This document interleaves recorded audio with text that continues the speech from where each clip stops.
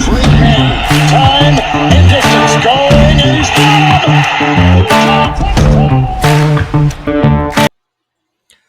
All right, what is going on, Patriots podcast listeners? Appreciate you hopping in today's video. We are going to take a look at the NFL mock draft for the Patriots after signing Stefon Diggs to a 3-year deal, $27 million guaranteed, $69 million total, and I'm guessing incentives and everything that he could earn potentially. So it does not solidify our wide receiver one in my eyes. Granted, he's coming off a knee injury, his biggest injury of his career. He should be ready around week 1, but some people think week 4 or 5 realistically, where he's back to full speed. So we're going to take a look at this via post free agency and post Stefon Diggs draft. 7 rounds, and let's see how it falls. So Cameron Ward 1, Armand Membu number 2, and Abdul Carter 3 to the Giants. So Titans go quarterback. Everybody pretty much consensus around the NFL and main media have Cameron Ward going number 1. Armand Membu, that's kind of a surprise here for the Browns, who do need a quarterback. I guess they're not too high on Shedeur Sanders via this mock draft. So they go with who they think is the best offensive tackle. Armand Membu was a standout in the combine. Fluid, 3-year starter plus, kind of someone you can plug and play and set up for who may be a quarterback pick here at round 2. I'm guessing they're going to fill that need at some point in the draft. Giants, however, go Abdul Carter, best player. They did just sign Russell Wilson, so that kind of fills their need for quarterback for the immediate future. That allows them to take the best player available at number 3, which puts the Patriots in a interesting position where Will Campbell's still on the board. Ashton Jeanty is still on the board. However, Travis Hunter at number 3 is the best player on the board right now. It's the best player in my eyes, position-wise, other than maybe Ashton Jeanty, to be honest. I'm not too high on Will Campbell. I've seen what happens when we try and take an interior lineman and put him at left or right tackle. Just look at the Chiefs in the Super Bowl with Joe Thuney. Joe Thuney's a Pro Bowl player. Did he do a good job at left tackle? Somewhat, but when you go up against an elite defensive line, you're just not going to cut it. So I think Patriots need to just keep this simple. Maybe you could trade back here, but I'm not interested in doing what we did last year, missing on blue chip players. I think we keep this simple. We take a wide receiver / CB, find out where they want to play him. I'm guessing we go heavy on wide receiver and maybe have some packages on defense on third downs for Travis Hunter to come in and play a corner. So we are taking Travis Hunter 4th overall. And I'll pause this at 10 so we can see how the first 10 picks go here. So after Travis Hunter is taken 4th, Jags go Mason Graham. 6, Raiders take the best corner on the draft board in their eyes, Will Johnson. Jets go ahead and take Shedeur Sanders. So they let Aaron Rodgers go in free agency. They're pretty popular opinion is they need a quarterback, and they're going to attack one here in the draft. Saints take Tedero McMillan at number 8. So a lot of people had them going 9. It looks like they traded with the Panthers, who could have been in the market for a wide receiver. And the Panthers happily acquire a pick and take Shamar Stewart, edge out of Texas A&M, which leaves the Bears surprisingly leaving Ashton Jeanty on the board, taking Will Campbell. Ben Johnson sees he was in the Lions last season, offensive coordinator. He knows how important a strong offensive line is. So it's not a huge surprise to me that he goes after Will Campbell. He obviously thinks he can kind of plug and play. Now you've got 3 players that he acquired through free agency and draft to kind of rebuild that O-line behind Caleb Williams and really let him kind of blossom into the player, which is the guy they drafted initially 1st overall season ago. So 49ers here, I think they would take Ashton Jeanty if we don't try and trade up. I think Ashton Jeanty here is worth giving up 1 or 2 possible picks, one this year, one next year, and seeing if that gets the deal done, because he's not going to make it past San Fran or the Cowboys. Even the Dolphins, I could see taking him but Christian McCaffrey is kind of on his way out rather than in his prime. Cowboys always like to have a star running back. They're pretty healthy at wide receiver, offensive line, quarterback. So I'm going to go ahead and propose a trade here. I think Ashton Genty is a generational talent, a kind of like a Saquon Barkley. Um, so we're going to go with the 49ers here. They just cleaned house, so they could use some picks. So I'm sure they would be entertaining a trade here. Problem is, we don't have a pick till 38 after we picked fourth overall. So it probably would take next year's first and this year's second. I'm okay with that. I think next year's pick's probably going to be a top 10. I don't think we're going to be, a 12, 13 win team this year. So that's enticing for the San Fran. I think we go 38 here. We go next year's first. I think we would have to include next year's fourth and a third round as well, which I know that's 4 picks right there, but the way we've drafted the past, honestly, 4 or 5 years plus, I couldn't name you a player right now that's worth any of those picks.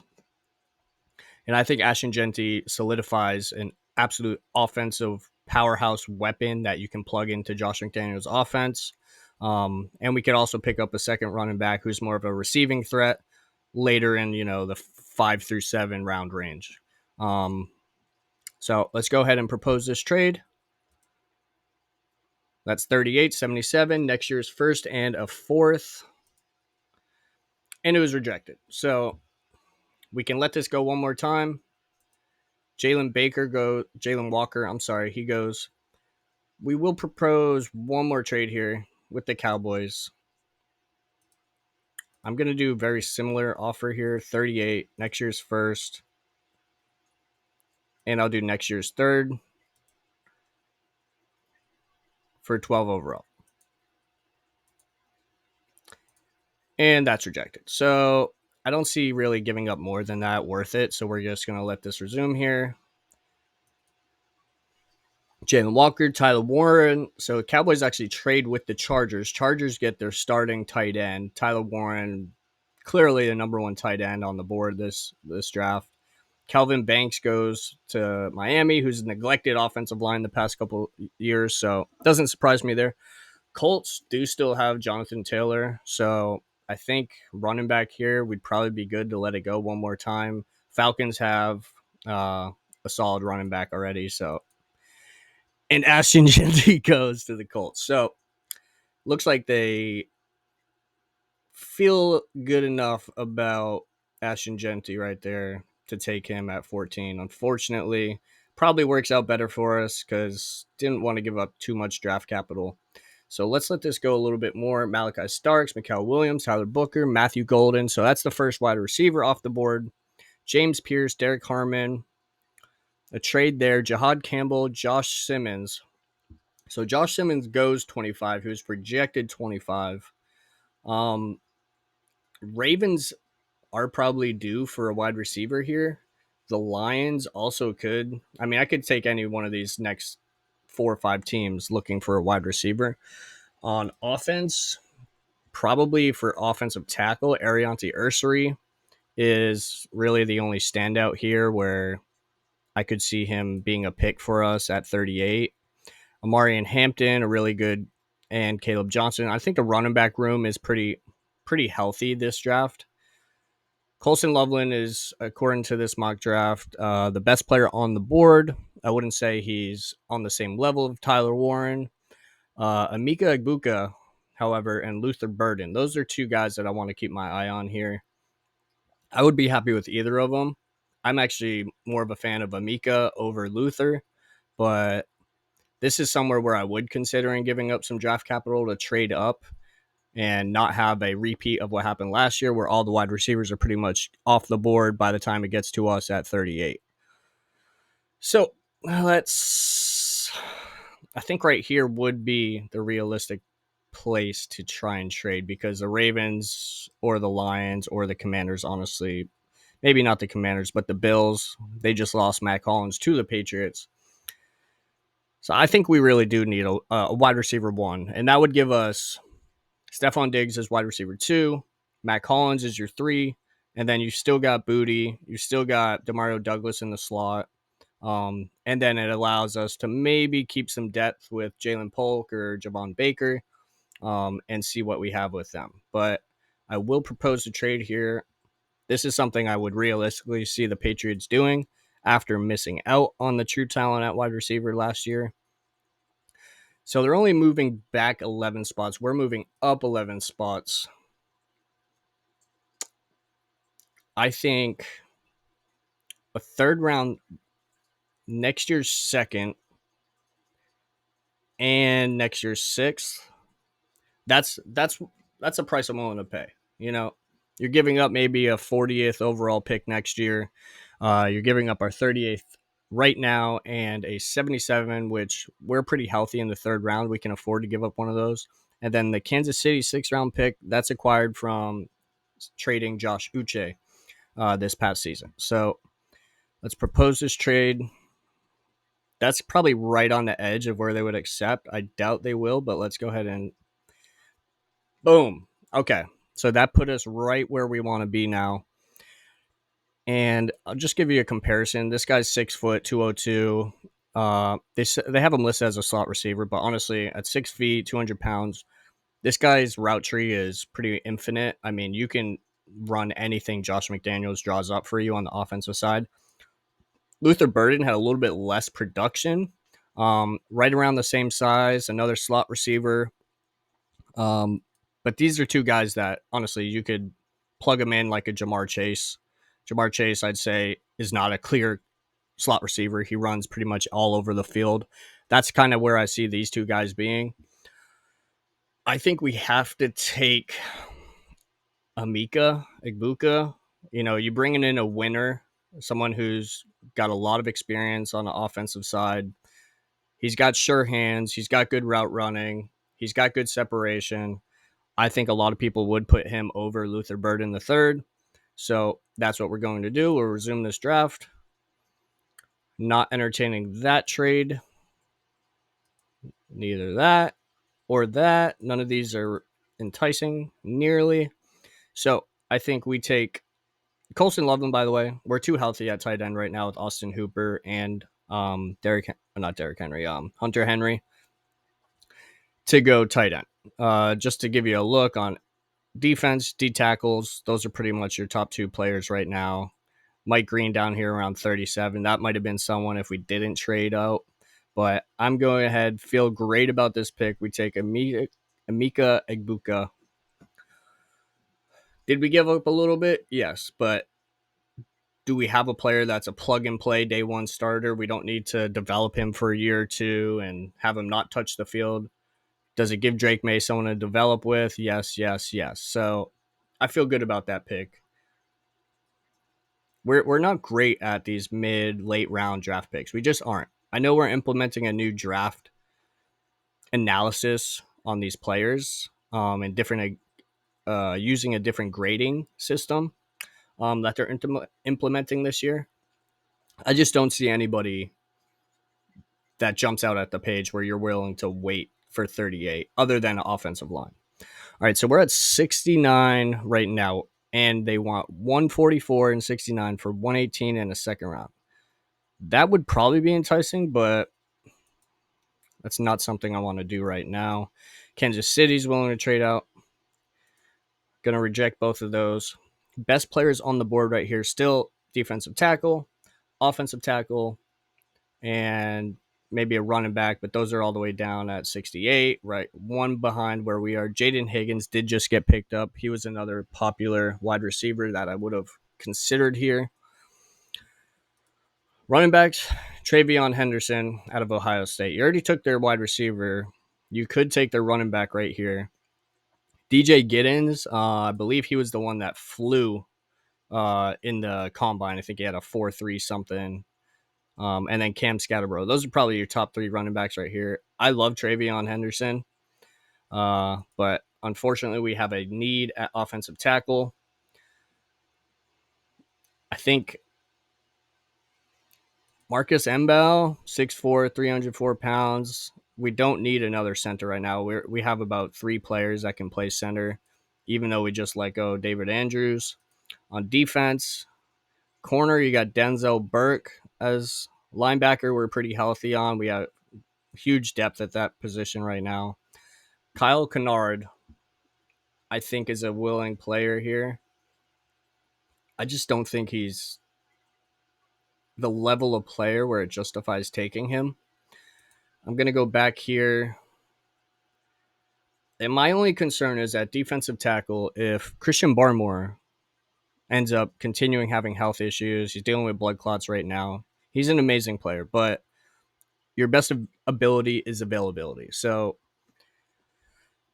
I wouldn't feel bad about taking a guy here. He's 6'7", 331 pounds. Someone you're probably going to have to double team, just being a massive human being. We are trying to build a run stopping defense. So this is someone that you can kind of plug in on run downs. Maybe he can develop into someone that can disrupt the pocket for the quarterback.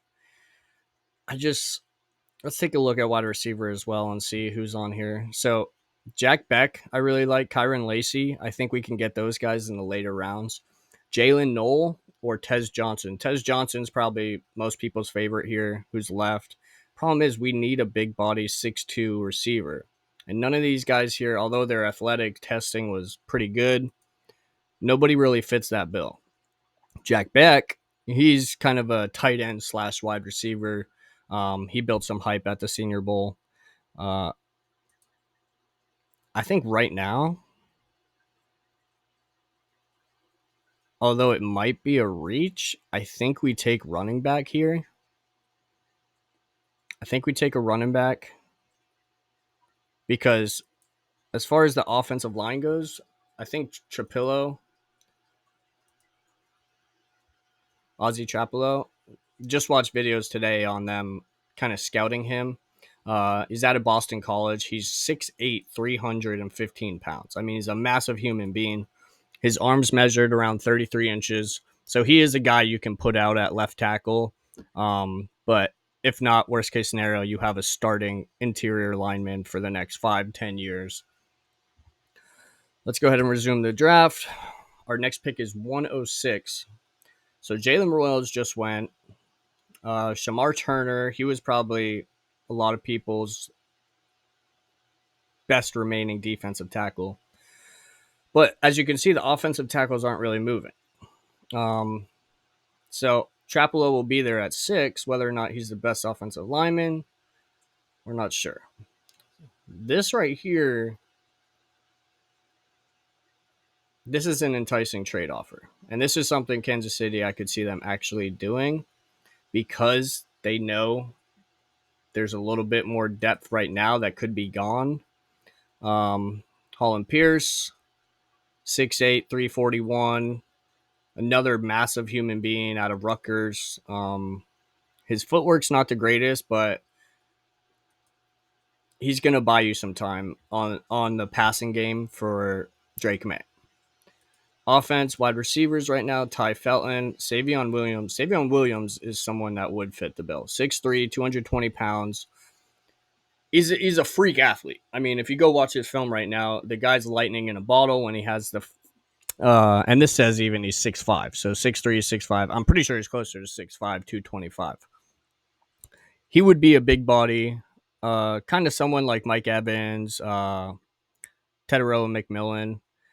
That is someone I would be willing to trade up a few spots for and try and acquire him and Ozzy here. So I'm going to see if we can do that.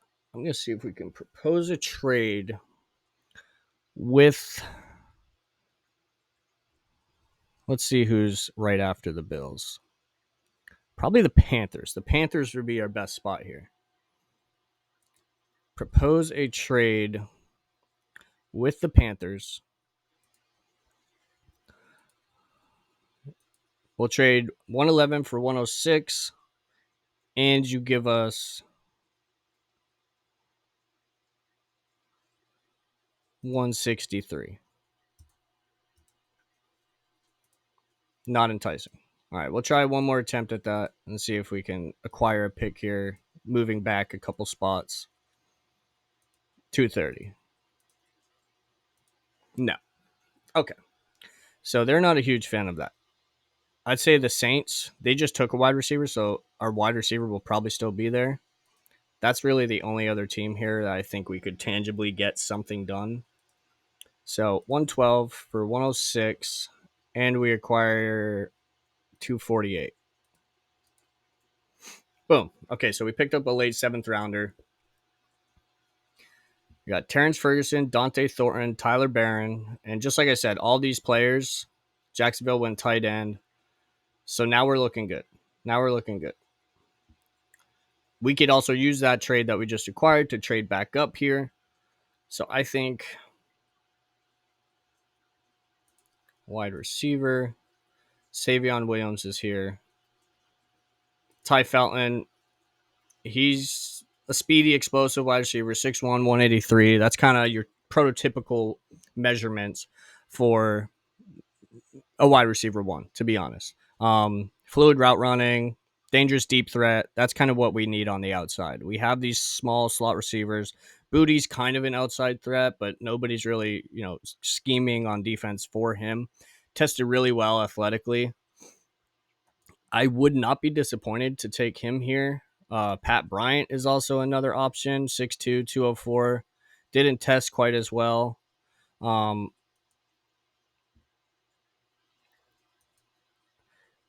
think Ozzie will fall, granted that there's two offensive tackles in front of him, how this draft is falling.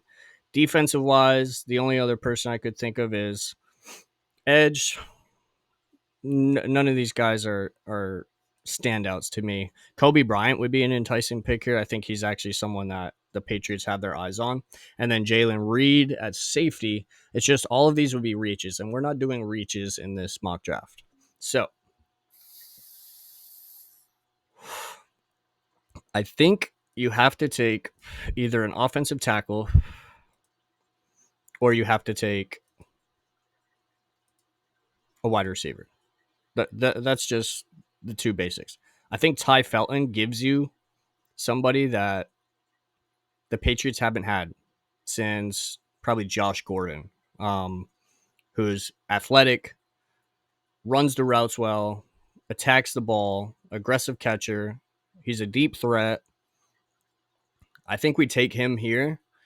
We see if we can trade back up and get our offensive lineman, Ozzie. So we're going to go Ty Felton here.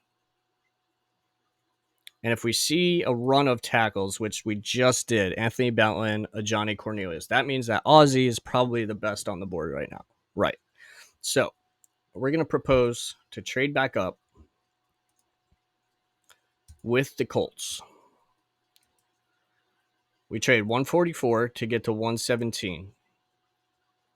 We give up our 248, which we acquired through a trade last. We give up a 6th-round pick next year. And let's see if that's enough to move up 30 spots here. It's not. I didn't think it was, but I think realistically, what would get it done is probably next year's 4th. And do you think you're getting a starting offensive tackle in next year's 4th? And can you afford to wait that long in year 3 of Drake May's career to actually build an O-line? Probably not, especially if we just signed Stefon Diggs. We want a foundation now that can grow with Drake May. We have a running back as well, so that makes sense in investing in the offensive line as well. So I think a 4th, we trade out of this, and we give up 248. And that gets the job done. Okay, so it did make sense to trade back, acquire that pick. We use that as ammo to trade back up. We get our offensive tackle here. They want next year's 7th for 218 to move one spot. However, I'm not risking losing out on Ozzie. I'm going to reject that. We're going to take our guy. I feel good about this draft so far. We're filling needs and we're not reaching for players. We're taking the best available player, and if we feel like he's worth moving up for to pay a little bit, that's what we're doing. Now, we don't have a pick till 217, okay? If we look at best player available right now, it's defensive tackle, it's offensive tackle, it's running back, and that's really it. Jacob Parrish, maybe. But nobody here I see willing to move up. Our picks so far, we got Travis Hunter, we got Egbuka, we got Trayvon Henderson, we have Ty Felton, and we have Ozzie Trapillo. I feel like those five guys right now are day one starters coming up this next season. You can't tell me any of these guys are fighting for a spot against the talent that we have now. Ty Felton may go the Jalen Polk route where they develop him, let him learn the offense, and next year he does a standout year, kind of like Kayshon Boutte. Okay, so we are at pick 217. Like I said earlier, Jadon Blue is actually would have been a good pick here, but I think it played out well because it does leave Trevor Etienne here. And our next pick is at 220. So we could take the offensive tackle and then tight end Luke Lakey. He's actually enticing for a young guy that we can grab that's big bodied, runs well. He's fluid route runner. And he's an effective blocker. So as far as Josh McDaniels loving his tight end room, we did take Jaheim Bell last year. I don't think he's really what Josh McDaniel loves. I think what we're going to do is Joshua Gray, 6'5", 300 pounds. This is the guy that we were looking for. All right. This is a guy you can go plug in at left tackle or left guard, sure up a spot. He gave up 25 pressures over 2 seasons, which is not bad. That's what, 2,400 snaps almost, a little bit less than that. Good overall athlete. This is a guy I'm willing to work with. I think we go Joshua Gray here. Giants go quarterback with Curtis Rourke, and we are picking again at 220, which allows us to go back on the offense, go to the running backs, and Trevor Etienne is here staring us in the face. Just again, look at his size, 5'8", 200 pounds. Who does that remind you of? Remind you of every guy we had when we were winning Super Bowls in the running back room. He's not a LeGarrette Blount. He's that other, like I said, Sweet Feet, James White, Stephen Ridley, somebody Josh McDaniels would love to have as a chess piece, move around, and be able to make a full offensive scheme without having to sacrifice because of his players. Yes, we have Antonio Gibson, but he's on a 1-year deal coming back.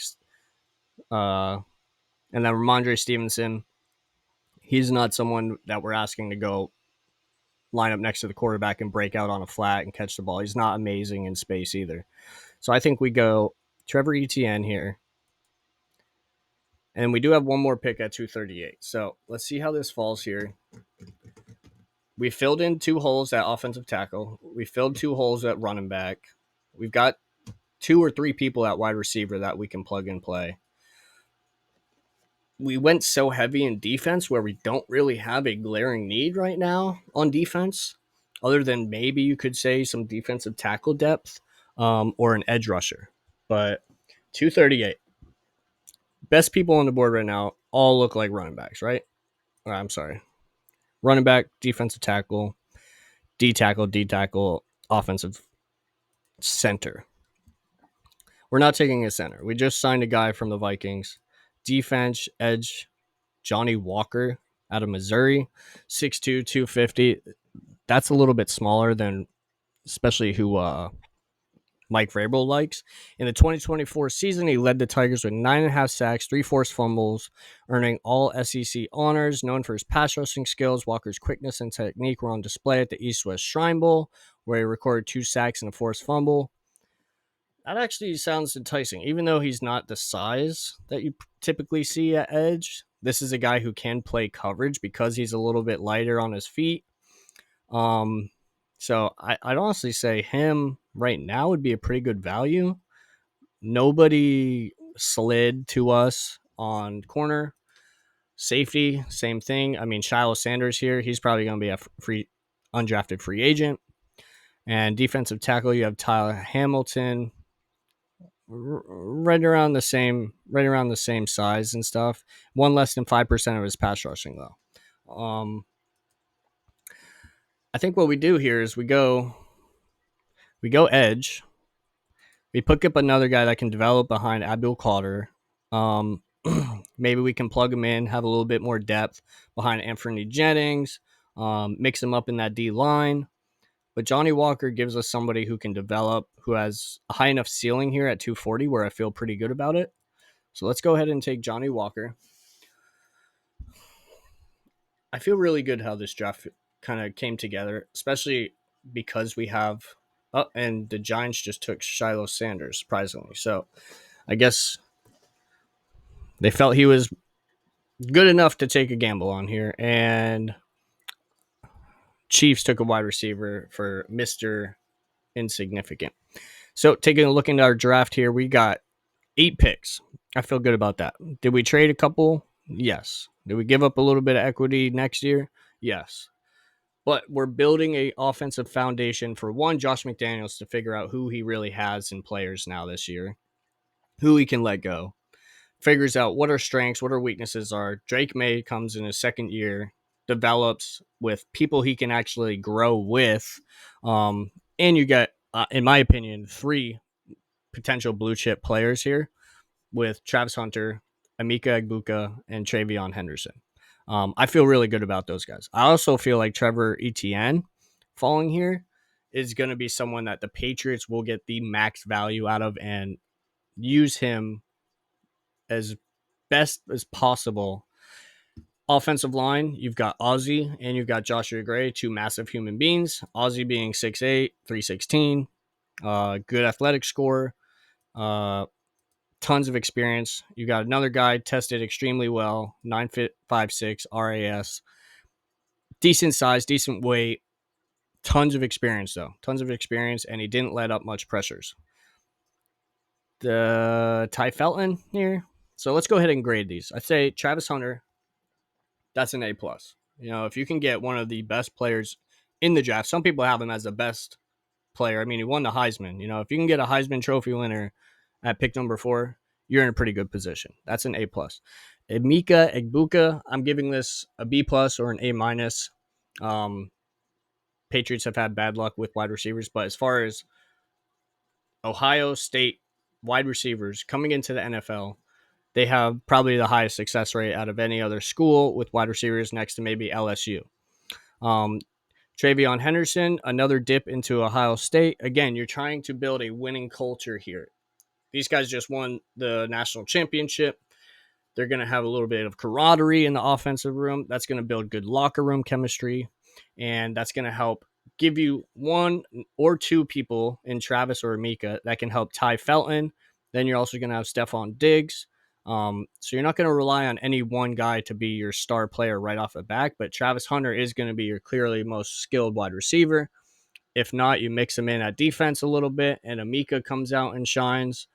Either way, you're building a really good offensive room. I think Patriots will be happy to take any one of these A players right now. Johnny Walker's our only guy on defense here. That's somebody that you can build. Travion Henderson, I'll give that a B. Ty Felton, I say that's a B as well. Ozzie Trap, we traded up for him. He fell, I don't know, 8 or 7 spots. I'm giving that an A. I think for the player, if you can get him at 117, that's a steal. That's a steal for his size, his experience coming out of the college he came out of. He also was in our Brian, the old Patriots offensive coordinator, Bill O'Brien. He said great things about Ozzie, and he said if Mike Vrabel picks him, he would be very happy with the production and the player that he gets. Joshua Gray at 217, I think for what he brings to the table, his experience, somebody that if Ozzie doesn't work out at left tackle, then Josh Gray is someone you can plug who's played there before. He has the size, he has the experience.